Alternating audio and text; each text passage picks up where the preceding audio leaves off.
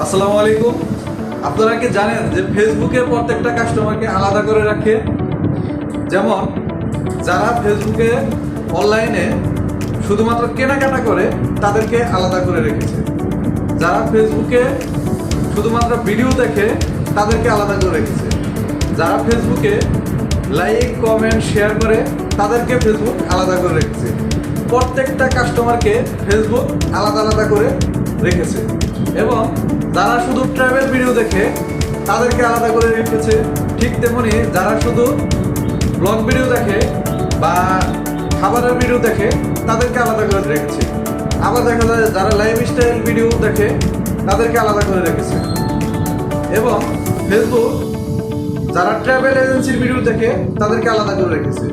এই জন্য ফেসবুকের যে এআই, এই এআই সম্পর্কে আপনার ধারণা দিতে হবে যে কিভাবে কাজ করে। ফেসবুকের শুধুমাত্র ফলোয়ার লক্ষ লক্ষ ফলোয়ার বাড়াইলেন, এই লক্ষ লক্ষ ফলোয়ার বাড়াইলেও দেখা গেছে আপনার সেল আসবে না। এর কারণ হচ্ছে ফেসবুক চায় যে ফেসবুকে অ্যাড দিয়ে আপনি সেল আনুন। ফেসবুকে কখনো চায় না যে কেউ ফ্রিতে ফেসবুকে কোনো কিছু বিক্রি করুন, কারণ এটা ফেসবুকের কখনো চায় না। ফেসবুক বলেন, আপনি টিকটক বলেন, ফেসবুকের হচ্ছে মেটা মানে ফেসবুকের কয়েকটি প্ল্যাটফর্ম আছে, যেমন হোয়াটসঅ্যাপ, তারপরে হচ্ছে থ্রেডস, তারপরে হচ্ছে মানে এরকম আরো কয়েকটা প্ল্যাটফর্ম মিলে হচ্ছে মেটা। তো এই প্রত্যেকটা যে প্ল্যাটফর্ম আছে, এই প্ল্যাটফর্মের মাধ্যমে আসলে ফেসবুকে সেল জেনারেট করে থাকে।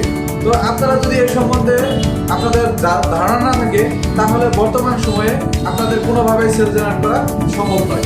শুধুমাত্র আপনি ফলোয়ার বাড়াইলে, কিন্তু ফলোয়ার বাড়াইলে আপনার সেল আসবে না। তো এই বিষয়গুলো আপনাকে জানতে হবে যে কিভাবে আসলে ফেসবুকে সেল আসে।